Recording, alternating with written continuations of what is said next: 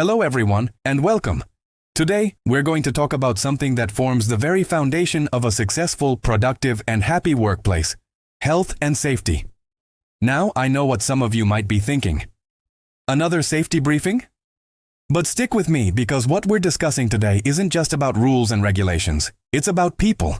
It's about you, your colleagues, and ensuring that every single person who walks through these doors in the morning goes home in the same condition they arrived in, safe and sound. Think about it. We spend a huge portion of our lives at work. This place is a second home for many of us. And just like at home, we want to feel secure. We want to know that the environment we're in is designed to protect us, not expose us to unnecessary risks. Workplace safety is a shared responsibility. It's a culture, not just a checklist. It starts with awareness, is built on knowledge, and is sustained by a collective commitment from every single one of us. So let's dive in and explore how we can all be champions for a safer workplace. First, let's talk about situational awareness. This is your personal safety superpower. It simply means being aware of your surroundings and identifying potential hazards before they can cause harm. It's about paying attention.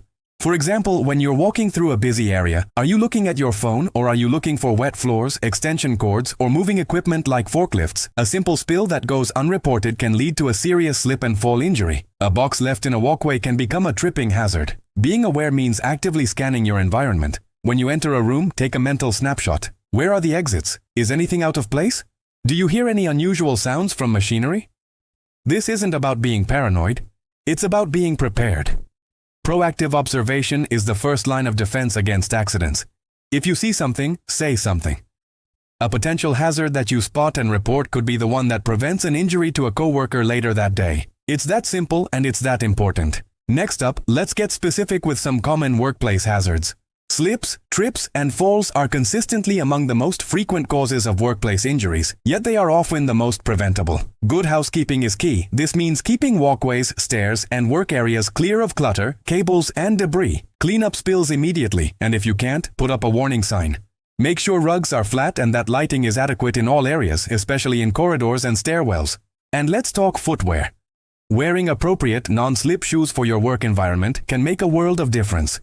It's a small choice that has a big impact on your personal safety. Another major area is ergonomics. This sounds complex, but it's really about fitting the job to the person, not the person to the job. Many workplace injuries develop over time from repetitive motions, awkward postures, or improper lifting. Think about your own workstation. Is your chair at the right height? Is your monitor at eye level to prevent neck strain? When you lift something, are you bending your knees and using your legs, or are you straining your back? These might seem like minor adjustments, but over weeks, months, and years, they prevent chronic pain and serious musculoskeletal disorders. Take short breaks to stretch and change your position. Your body will thank you for it. Now, for those of you who work with or near machinery and equipment, the rules are even more critical. Never operate any equipment unless you have been properly trained and authorized to do so. Before you start, always perform a pre-operation check. Are all the safety guards in place and functional? Are there any leaks or damaged parts? And never ever bypass a safety feature. They are there for a reason, to protect you. Also, be mindful of personal protective equipment, or PPE. Whether it's safety glasses, gloves, hard hats, or hearing protection, your PPE is your last line of defense. Wear it correctly and every time it's required. It's not a suggestion, it's a necessity for your well-being. Chemical safety is another vital topic in many workplaces. All chemicals should be properly labeled and stored according to their safety data sheet, or SDS. These sheets are your go-to guide. They tell you what the chemical is, the hazards it presents, and how to handle it safely, including what to do in case of a spill or exposure. Always wear the specified PPE when handling chemicals, and make sure you work in a well-ventilated area. If you're ever unsure about a substance, don't guess. Stop, ask your supervisor, and consult the SDS. Your health could depend on it. Beyond physical safety, we must also prioritize psychological safety and well-being. A healthy workplace is one where everyone feels respected, supported, and secure.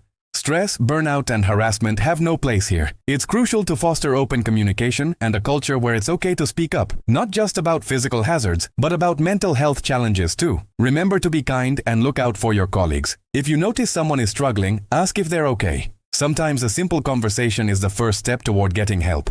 And know the resources available to you through our company, whether it's an employee assistance program or a designated HR representative. Your mental health is just as important as your physical health. So, what do you do in an emergency? The first step is to stay calm. Panic can make a bad situation worse. You need to know your emergency procedures. Where are the fire extinguishers and first aid kits located? Who are the designated first aid responders on your team? What is the emergency evacuation route from your specific work area, and where is the designated assembly point? We run drills for a reason, so that in a real emergency, our response is automatic and effective. Pay attention during these drills. They could save your life or the life of a colleague. If an incident does occur, no matter how small, it's essential to report it. Reporting all incidents and near misses allows us to investigate the root cause and implement measures to prevent it from happening again. It's not about placing blame, it's about learning and improving. Let's bring it all together. Safety is not a one-time training session. It's an ongoing conversation and a continuous practice. It's in the small things, wiping up a spill, tucking a cable away, asking for help with a heavy lift, wearing your safety glasses, and checking in on a colleague. Every action you take, no matter how small, contributes to our collective safety culture. You are the eyes and ears of our safety program. Your voice matters. Your actions make a difference. We want you to feel empowered to be a leader in safety. Take ownership of your work area. Encourage your teammates to follow safe practices. If you have an idea for how we can improve safety, share it. Our goal is 0 incidents, and we can only achieve that by working together every single day. Your well-being is our #1 priority. Let's make a commitment, right here and now, to look out for ourselves and for each other. Thank you for your time and for your dedication to making our workplace a safer place for everyone. Stay safe.